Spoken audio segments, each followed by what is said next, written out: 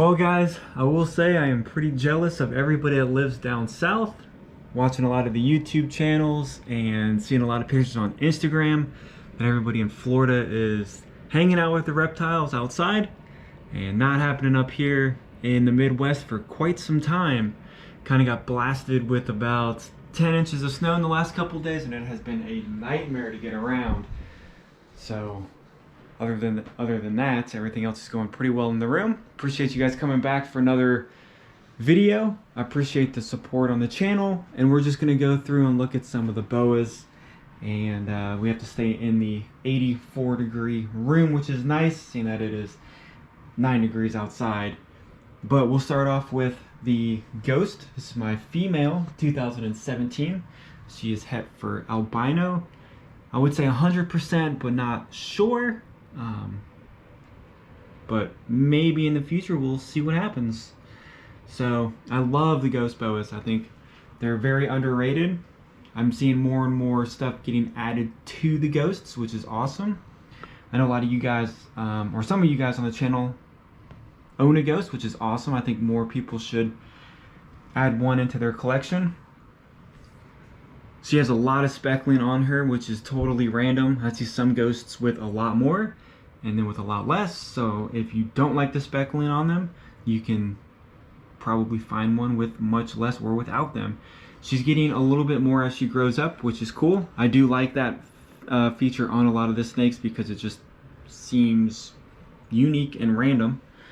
But I love her patterns and the colors, and it just everything with them works very, very well. She's super sweet.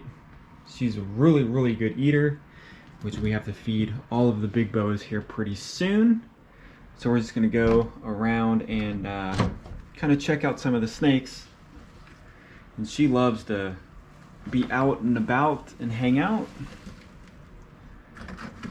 And sometimes this Repti chip gets stuck in with the doors. So some of these girls are a little hungry, so they might not be in the best of moods. We'll check out the albino because she did just shed out. So we'll try to get her out. I do hook out all of the bigger snakes. Nice big fresh shed on her. So she's not in any position where she can strike at me right there. So I guess I don't really need a big hook for that. But come on. She's definitely got some muscle on her. But this girl is gorgeous. Try to get the light on her just a little bit. And there we go. So she's a 2016. Awesome colors on her. She's definitely faded out a lot since she was a baby, but she definitely has a lot of orange still in her. We can kind of see the saddles on her just a little bit.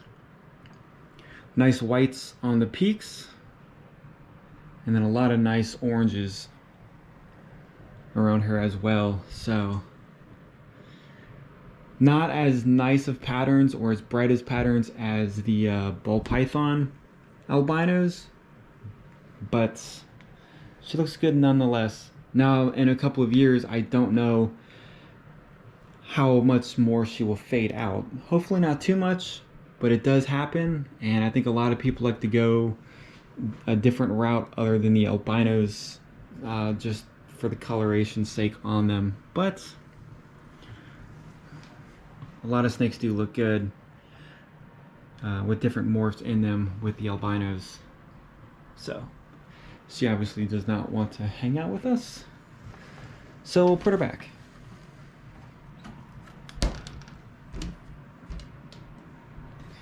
And then we'll get out. So we saw the red tails on the last video, so we're not going to take her out. The Argentine is we'll see how this goes. Alright, not too bad as of yet. She can be extremely hit or miss when she's in her cage, so far so good. There we go. Once she's out, she's perfectly fine. But this girl is beautiful. Definitely getting some good size on her. So this is the Argentine Boa. She's female.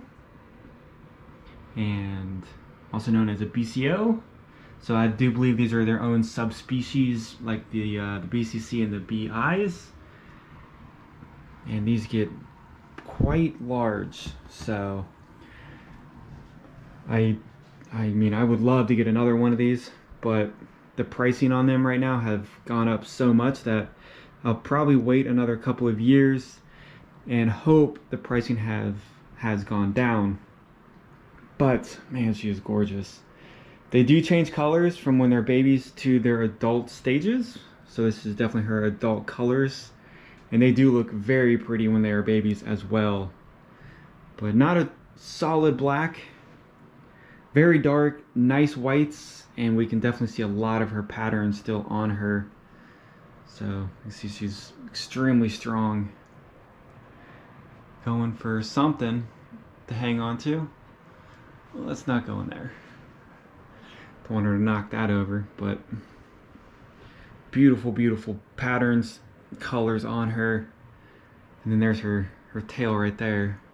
So she eats like a champ, that's for sure. She could definitely be crushing some large rats, but I have her on mediums every 2 weeks just to kind of monitor her size. And as I said, they do get very big.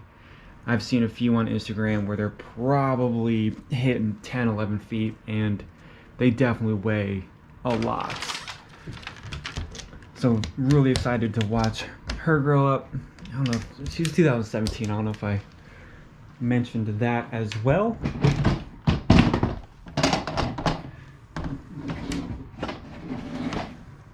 And then we'll go in to look at Mountain Dew. She's doing extremely well, growing very nicely, still pretty small. She was born at the beginning of 2020. I'm not sure what month, but at least in the first 3 months, maybe 4 months of the year. All right, had a little bit of an issue with the battery. I thought I could get a video in before work on 5% charge on the GoPro, and that did not work out. So we're back where we left off. She is on quail, and not that big of an issue. They're a little bit more pricey, but if you own an anaconda, that just comes with the territory on expensive food and expensive enclosures. So, you know, the nutritional value I'm finding is not too much different than the rats at the size that she's eating. As they get larger, things may change. I have talked to some people on Instagram that have much older green anacondas, and they eat birds as well. And then some people have green anacondas that eat rats that have never swapped over to rabbits. So they're definitely very picky, and they will eat whatever they decide they want to eat. So we'll just go down here and look at some of these younger, awesome boas. So this is the Hypo Motley Jungle IMG. That is 100% het for snow. And man, she looks insane. So she's got a lot of iridescence on her. Love the patterns. Really like the tail on her. Still very, very red. Not sure on her color change. Most IMGs do go solid black, but because she has a lot of combos in her, they could fight each other, and she might get a little bit darker. I'm not sure. So over the next couple of months, or probably even a year or so, we'll see what happens, and we'll keep watching the growth on her, and hopefully in 4 years I can find her a solid male, and then maybe she'll be a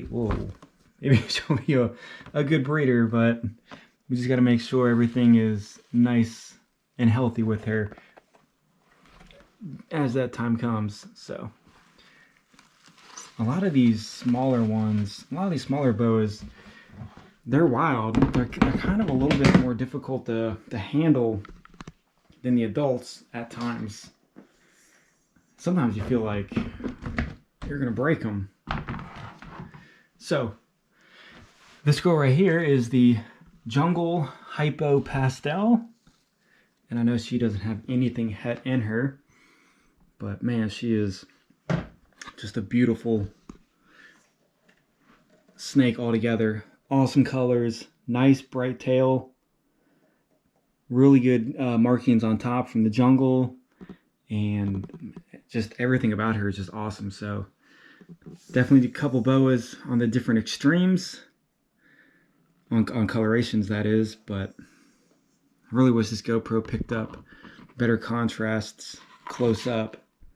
So sometimes her tail is very vibrant, and then sometimes it's kind of dulled out, but it looks like right now she's got some really good colorations going on with her, which is good. Definitely love seeing her every time I open the bin. And then so the IMG was a 2020. She's 2019. Definitely a very slow growing snake, which is perfectly fine with me. And then we'll see what's going on with her. So this is 2020 Moonglow. I got her a couple of months ago, and she is looking very, very nice. I'm very excited to see what she's going to look like. She should get very yellow, as well as the snow that I'll show you here in a little bit. Awesome contrasts with her on the saddles, and we'll try to see. My lighting's not that great in here on her tail, if she lets me. So there we go. Nice whites, a little bit of purple hue, not too much, but we'll see what she looks like as she grows up. And then we'll jump over here to the male snow, and they kind of look like each other. They both have the albino and the androgen gene. It's just the Moonglow is the one that has the added hypo. So with that, from what I'm seeing, the hypo definitely brings out the saddles, and it definitely brings out the more of the pattern as well. So her tail is very white as well. It seems like there's a more purple hue on the snows, but it could just be my eyes playing tricks on me. So both of these should get very yellow. I'm interested to see if the saddles on the Moonglow stay as vibrant, or if they fade away as she gets older. So both of those should be exciting, and maybe, who knows, possibly a future pair, but that's obviously many, many years down the road. And so Mountain Dew's just taken a nice little bath, and I gotta clean her water out and refill that. So her and Pop-Tart, that's kind of like a, every other day type of a thing. Pop-Tart is chilling in the water. She should be breaking out of her skin here any day. I'm thinking the next 3 or 4 days she'll completely shed out, which will be super exciting, because I really want to see how big she's gonna grow after the shed, and see what that shed's gonna look like. So this is probably I'm just gonna guess, one of 3 or possibly 4 sheds this year. Last year she really only shed maybe 3 times for me, but I think soon she'll be hitting her growth spurt, which is awesome. So we'll be seeing her grow rapidly, and not trying to overfeed her or anything, but that's just something that's really exciting to me, to watch her grow. and hopefully you guys have an awesome weekend. Hopefully you guys stay safe, whether you are up here battling the winter or down in beautiful Florida. Either way. So on that, guys, I'll see you on the next video.